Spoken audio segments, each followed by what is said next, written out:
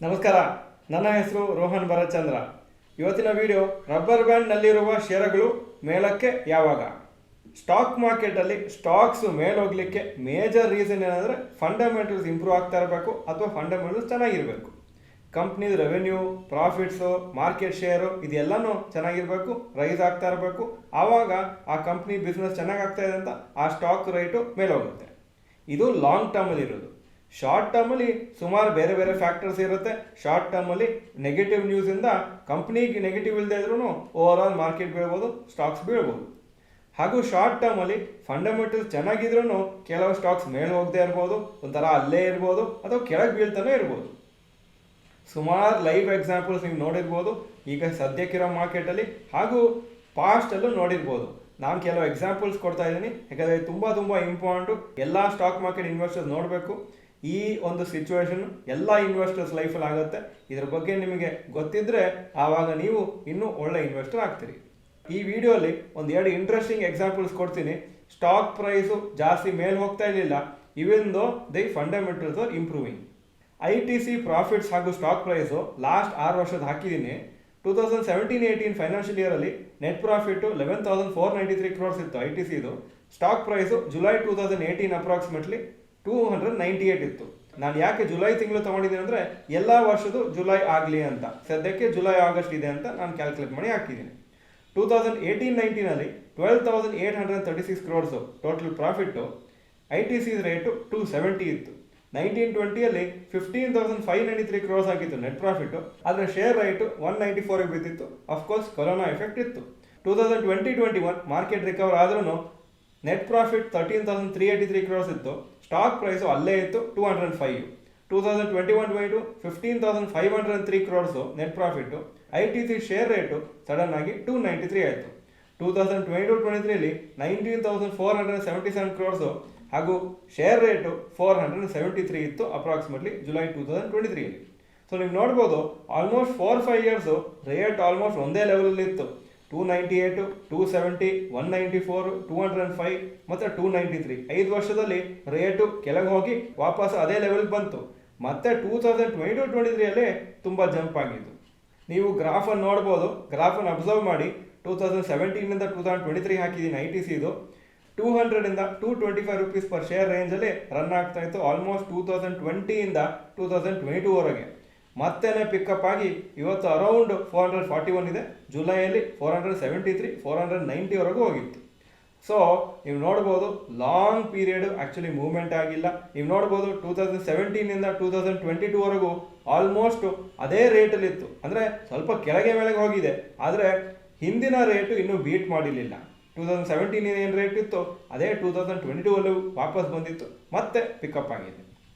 So fundamentals ಚೆನ್ನಾಗಿದ್ರು long ಪೀರಿಯಡ್ಸಲ್ಲಿ ಈ ಥರ consolidation ಆಗುತ್ತೆ ಅಂತ ಹೇಳ್ತೀವಿ. ಕನ್ಸಾಲಿಡೇಷನ್ ಅಂದರೆ ಪ್ರೈಸು ಒಂದೇ ಲೆವೆಲ್ ಇರೋದು ಅಥವಾ ಒಂದು ಸ್ಮಾಲ್ ರೇಂಜಲ್ಲಿ ಮೂವ್ಮೆಂಟ್ ಆಗೋದು. ಈ ಕನ್ಸಾಲಿಡೇಷನ್ ಆದಮೇಲೆ ಸಡನ್ ಆಗಿ ಮತ್ತೆ 1-2 ವರ್ಷದಲ್ಲಿ ತುಂಬ ಜಾಸ್ತಿ ರಿಟರ್ನ್ಸ್ ಬರುತ್ತೆ. ಇದೇ ಥರ ರಿಲಯನ್ಸ್ ಇಂಡಸ್ಟ್ರೀಸ್ಗೂ ತುಂಬ ವರ್ಷ ಆಗಿತ್ತು, 8 ವರ್ಷ ಅಪ್ರಾಕ್ಸಿಮೇಟ್ಲಿ. 2009 2017 ಆಲ್ಮೋಸ್ಟ್ ಒಂದೇ ರೇಂಜಲ್ಲಿ ರನ್ ಆಗ್ತಾ ಇತ್ತು. ಮತ್ತೆ 2017 ಆದಮೇಲೆ 3-4 ವರ್ಷದಲ್ಲಿ ಹೆವಿ ಅಪ್ರಿಸಿಯೇಷನ್ ಆಯಿತು. ಗ್ರಾಫನ್ನು ಅಬ್ಸರ್ವ್ ಮಾಡಿ ನೀವು ನೋಡ್ಬೋದು, ಕೆಳಗಿನ ಪಾರ್ಟು ತುಂಬ ಫ್ಲ್ಯಾಟ್ ಆಗಿ 350 550 ರೇಂಜಲ್ಲೇ ರನ್ ಆಗ್ತಾ ಇತ್ತು ಆಲ್ಮೋಸ್ಟ್ 2009 2017. ಇನ್ವೆಸ್ಟರ್ಸ್ ಯಾರಾದರೂ ಲಾಂಗ್ ಟರ್ಮಿಗೆ ಇನ್ವೆಸ್ಟ್ ಮಾಡಿದರೆ ಏನೂ ಪ್ರಾಫಿಟ್ ಬರ್ತಿರಲಿಲ್ಲ, ತುಂಬ ಬೇಜಾರಾಗ್ತಿತ್ತು. ಆದರೆ ಅವ್ರಿಗೇನೋ ಫೇತ್ ಇತ್ತು, ಇದು ಚೆನ್ನಾಗಿ ಇಂಪ್ರೂವ್ ಆಗುತ್ತೆ, ಫಂಡಮೆಂಟಲ್ಸ್ ಚೆನ್ನಾಗಿದೆ, ಆದರೆ ಶೇರ್ ರೇಟ್ ಮಾತ್ರ ಮೇಲೆ ಹೋಗ್ತಾ ಇಲ್ಲ ಅಂತ ಆ ಫೇತ್ ಇದ್ದರೆ ಸಡನ್ ಆಗಿ ನೋಡಿ 550 ಇದ್ದು 2017 ಸದ್ಯಕ್ಕೆ 2600 ಪ್ಲಸ್ ಡಿಮರ್ಜರ್ ಆಗಿ ಜಿಯೋ ಫೈನಾನ್ಷಿಯಲ್ ಸರ್ವಿಸಸ್ ಶೇರ್ ಸಿಗುತ್ತೆ. ಸೊ ಆಲ್ಮೋಸ್ಟ್ 2800 2900 ತಿಳ್ಕೊಬೋದು. ಆಲ್ಮೋಸ್ಟ್ 2017 2023 6 ವರ್ಷದಲ್ಲಿ 5 ಪಟ್ಟು 6 ಪಟ್ಟು ಮಲ್ಟಿಪ್ಲೈ ಆಗಿದೆ.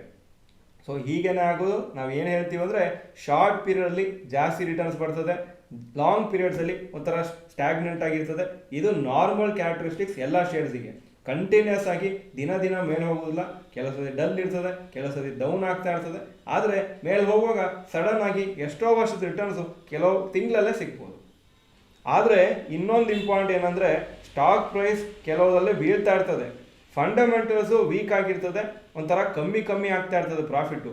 ಆವಾಗ ಈ ಶೇರ್ಸನ್ನು ನೀವು ಇಟ್ಕೊಂಡಿದ್ರೆ ನೀವು ಏನು ಪ್ರಾಫಿಟ್ ಮಾಡೋದಿಲ್ಲ ಹಾಗೂ ಕಂಟಿನ್ಯೂಸ್ ಆಗಿ ಲಾಸ್ ಆಗ್ತಾನೆ ಇರ್ತದೆ, ರಿಕವರ್ ಆಗದೆ ಇರ್ಬೋದು ಆ ಪರ್ಟಿಕ್ಯುಲರ್ ಪ್ರೈಸ್.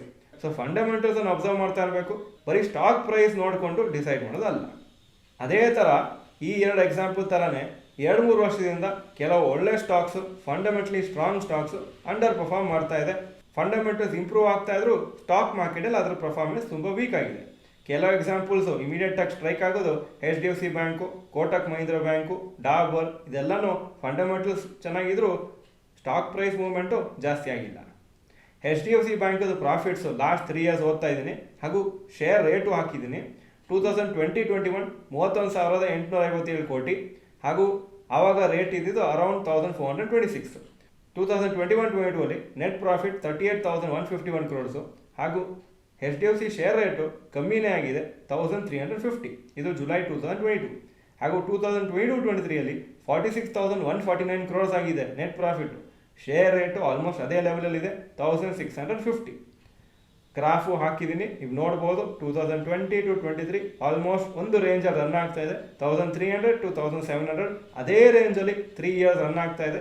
ಈ ಟೈಮಲ್ಲಿ ಬೇರೆ ಸ್ಟಾಕ್ಸು ಎಷ್ಟೋ ಅಪ್ರಿಷಿಯೇಟ್ ಆಗಿದೆ, ಇದು ಆ ಒಂದು ನ್ಯಾರೋ ರೇಂಜಲ್ಲೇ ಅಪ್ ಆ್ಯಂಡ್ ಡೌನ್ ಹೋಗ್ತಾ ಇದೆ. ಈ ಕನ್ಸಾಲಿಡೇಷನ್ ಫೇಸು ಕೆಲವು ಸ್ಟಾಕ್ಸಿಗೆ ಕೆಲವು ತಿಂಗಳಿರುತ್ತೆ, ಕೆಲವು ಸ್ಟಾಕ್ಸಿಗೆ 2 ವರ್ಷ 3 ವರ್ಷ 5 ವರ್ಷನೂ ಆಗ್ಬೋದು.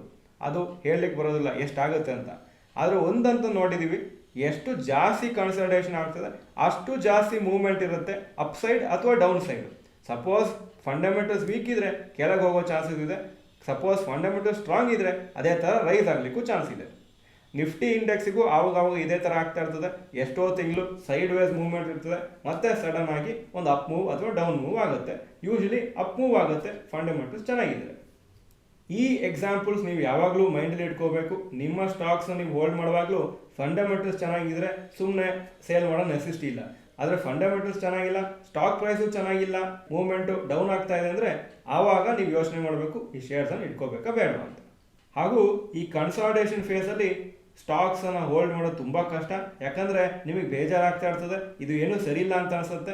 ಆದರೆ ಕೆಲವು ಸತಿ ಈ ಥರ ಹಾಗೆ ಆಗ್ತದೆ. ಎಲ್ಲ ಸ್ಟಾಕ್ಸಿಗೂ ಡಲ್ ಪೀರಿಯಡ್ ಇದ್ದೇ ಇದೆ. ನಿಮ್ಮ ಸ್ಟಾಕ್ಸು ಇವತ್ತು ಗ್ರಾಫನ್ನು ಓಪನ್ ಮಾಡಿ ನೋಡಿ ಯಾವ ಪೀರಿಯಡಲ್ಲಿ ಡಲ್ ಇತ್ತು, ಯಾವ ಪೀರಿಯಡಲ್ಲಿ ಜಾಸ್ತಿ ಮೂವ್ಮೆಂಟ್ ಆಗಿಲ್ಲ ಅಂತ.